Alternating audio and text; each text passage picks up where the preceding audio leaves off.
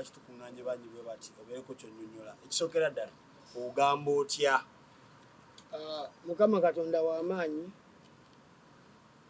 Allah wa buyinza n'emisango egikuuma obwakabaka bwaffe bwonna buli omu gy'asibuka era tubissaamu ekitiibwa. Amannya gange bampita Semanda Mansour Kabaka King Saha, pulezidenti w'abayimbi, pulezidenti wa UMA, era nga ntudde mu maaso gammwe okwongera okuttaanya kubanze kyemmanyi ensonga zonna kasita oziteeka mu lwatu oba omaze okuba transparent ate kiyamba na nnyo wabawo follow up okuva mwatandikira nawawe muba mutuuse. Eno press conference yakubawa updates tuli ku kikati kubanga akalulu kabaddewo ne bakasazaamu naye nga tebatugambye. Twatuuse kalulu nga batugamba minisita yawandiika ebbaluwa ne batugamba minisita awandiise ebbaluwa n'agituweereza naye nga amazima nange kennyini sigifunangako. So wabaddewo obuzibu bwa communication ngera tuzze tukikuba okuva emabega wali nti ffe abayimbi bode yaffe nnene nnyo, nze post gye ndiko nnene nnyo obutaŋŋamba nondeka nteekemu transport mpakire abalonzi bange bave gye bavudde nga mbafunidde emmotoka ate ne batuuka e Kampala nga tewali kiriwo nga ate nina bapakira bakole ki baddeyo. So awo ntukubamu ebituli mu communication eyaliwo era twajja ffe abamu abaali tebamanyi mu kibuga okusuula akalulu kaffe. Bwe twatuuka mu kibuga poliisi n'ekwata bye yasobola okukwatako netugenda netubanunulayo era kati essaawa eno tuli ku mbeera ya kulinda ddi lwe balina tugamba tugenda okulonda. Ate mu mbeera eyo tugenda kuba patient lwakwali twagala kuba patient nnyo olw'ebizibu bye tulina ffe ng'abayimbi ebingi ennyo. Abayimbi balwala, abayimbi bafa, abayimbi balina abalwadde, balina ensonga zaabwe nabo ze bandyagadde baziteeke ku front ziwulirizibwe ziyambibwe poliisi zaabwe zisekendingibwe zibeere ku front. So bingi nnyo ffe ng'abayimbi tetutudde era ffe ng'abayimbi tutuula enkiiko everyday ezaffe mu cover ntweyongera okutema empenda tusaze magezi ki okutereeza obukulembeze bwaffe busobole okubeerawo nga bulambulukufu nga bwesigwa ate nga buli muntu abuwuliriramu.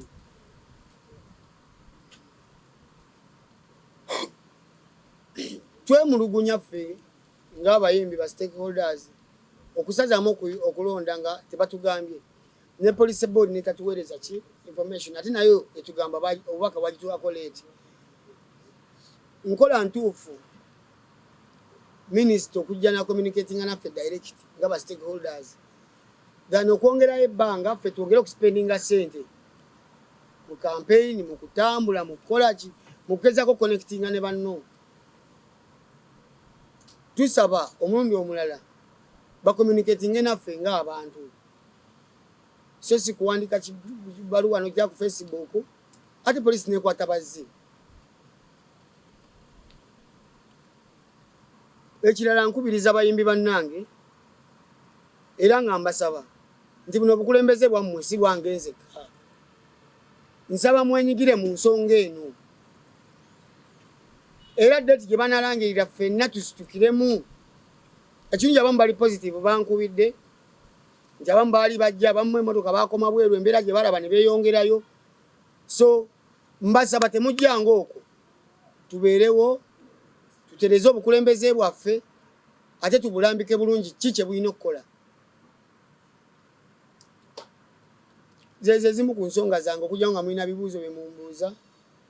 Saha kyetwagala okumanya kikyozaako nga president era okizaako ddi decision ya Wuma gye yasazeewo okwongerayo akalulu? Tulina olukiiko ng'abayimbi ku nsonga eyo. Nabadde ngezaako okukwataganya ne bannange, manyi baba bize, nga ngezaako banoonya lunaku ki bonna lwe banaaba nga tebali bize tugezeeko okwogera nabo, era nga nsaba tusalire wamu amagezi nga sinze Ssekinnoomu nga nze ndi mu kutema empenda, naye ffenna wamu tutule tugatte obwongo nti tuyinza kukola ki, tuyinza kukikola mu mbeera ki, era tuyinza kutema mpenda ki ffe ffennyini okusobola okuteekawo okulonda n'obukulembeze bwaffe okuyimirirawo. Jjukira okulonda kuno kubaddewo nga abantu bebeeteramu ssente we tuwulira police board, naye ng'ate tuwulira era wandibaddewo omutemu oba waliwo omutemwa oguli somewhere somehow nga twandiyagadde. Okulonda kuno kujje kungulu. Ffe ng'abalonzi abayimbi tumanyi obuzibu buliwa, ki ekisibye okulonda. Osanga naffe ffennyini tuli solution mu kulonda okwo kubaawo amangu. Saha, embeera eri mu ggwanga Uganda enyiga buli omu okutwaliza ddala n'abayimbi era ebakosa. Abayimbi balina ebizibu nga bw'olaba. Gw'omu ku bbo abalina ebizibu. Era ebizibu by'olina byabadde kuwo waka ku kkubo. Wafunyeko okuyambibwa okuva mu Wuma oba tewafunye? Ekyokubiri wabiyiseemu otya? Twatuuse tutyawo okuba nti nno okaayanira ekkubo ne banneiba? Ensonga ezo ziri mu kkooti saganyu zitambaala nnyo, naye okutangaazamu kati ndi kubanga ekyalabiddwa newe okikweka kiba kyakoze ki? Kyalabiddwa. Ow'embeera katalimu nakawuka mbaddewo ndowooza emyaka 10 nga nkolerawo emirimu gyange, nnundirawo, nnimirawo, nsulawo, nkola ki. Twatuuse mu mbeera nga waliwo omutuuze yakagulawo ndowooza emyezi mitono emabega ng'agamba ate bwe tuyita tewali kkubo. Ate ffe nga mu kujja okugula emyaka 10 egiyise baatuyisaawo ne batulaga nti awo we wali ekkubo. Ensonga zino tuzituddemu ebbanga ne chairman n'abakakiiko n'abamu abakulu okuva ku lands ne bajja ku kyalo ne balooya ne bajja ne tutulako mu nkiiko ne banneiba nga tugezaako okunoonya solution, naye nga neiba omu ye akola kiri kyanjawulo ku kintu tuba tukanyizaako mu lukiiko. Era nga obeera oli ku mirimu ova kukola kiro ova ku shows oddayo nga ye amayinja mu luguudo nosooka kujjawo mayinja n'olyoka otuuka eka. Era ekiro ekirala n'aleeta amalala era n'agayiwawo era ne mugajjawo ne bachairman ne ba osi n'ab'ekyalo. N'aleeta amalala era n'asimawo ebinnya era nabyo ne mujja ne mubiziika ne bachairman n'ab'ekyalo. Eggulo yazze ng'asima musingi nga bazimba ng'aleese ne bakanyama babbondya abamu bali armed. Mba neebase nga banzuukusa nti batandise okuzimba mu kkubo. Nga ntambula ntuukawo nga babbondya bannyambalira. Babbondya be bannyambalira nga mbabuuza muli batuuze ku kyalo? Nti aa. Muli bazimbi? Nti aa. Mukola kintu tukuuma bano abazimba. Nengamba ennyumba ya minisita, nyumba ya mukulembeze kikajjo. Kuba niwe baya mukulembeze basanze ku kyalo abawaaki abawe ekitiibwa. Nze ku kyalo siriiko nzekka. Abamu bakyazimba, abamu bagala kutandika, abamu balimirako bulimizi. Nti waliwo ne neighbor golaba ng'akyavuga ggaali naye nga jatuuka neyagula emmotoka. So omukyala ng'atandika okukola effujjo lyaleetaleeta abayaayeyaye ku kyalo. Abantu balinayo famire zaabwe, abantu gye bali in a decent manner. Ye kye yakoze ng'aleeta babbondya batuwambe batusaleko balina amajambiya gukumbi. Naffe nga tujjayo embooko zaffe nga tubambalira. Bwe tubambalira nga badduka ku kyalo. Bwe badduka ku kyalo nga batuuze baziika ebinnya babadde basimye.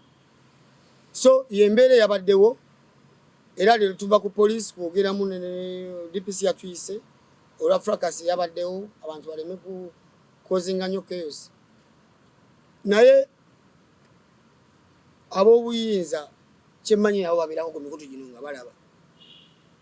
Tubasaba ensonga zino bwe baba nga bazirabye baleme kulinda ffe kujja gye bali. Ensonga ezimu batumanyi wawa zikola ki?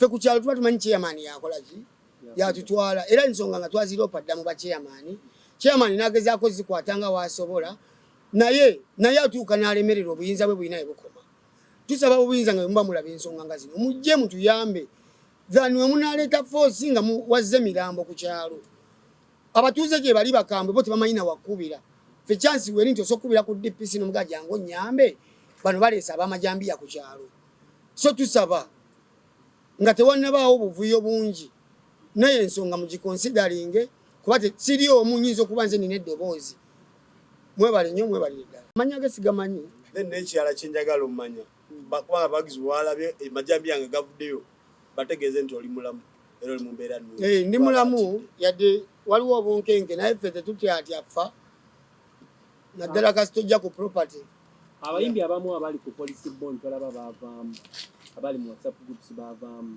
so far right now baani abaliko balabika tebaali bamativu n'embeera eri gyenkunyonyodde emabegako naye nga obuyimbi bakyabulimu n'omutima ogwagaliza obuyimbi bakyagulina ate bwe twogera nabo ku masimu direct batulaga nti tukyali wamu naye buli omu obusungu aliyakitinga n'amala n'akola ki nakkakkana nze mpozi kyembuuza njala kutegeera nti okulonda kati kwakasazibwamu kumpi emirundi 2 ate nga esatu ate nga abayimbi babadde bakatandika okuba nga abakola kikuyisizza kitya mu ngeri ya ssente nga gwo eyeesimbye obukulu bali mu kutwononera ssente bali mu kutwononera obudde bali mu kutumalako emirembe ffe ng'abayimbi omulimu gwaffe gwa kusanyuka tulina kuba mu bintu bya pate bya kusanyuka byakola ki gwe mulimu gwe tukola naye olaba nga naffe tuuse okufunya feesi omanya waliwo ekitali kirungi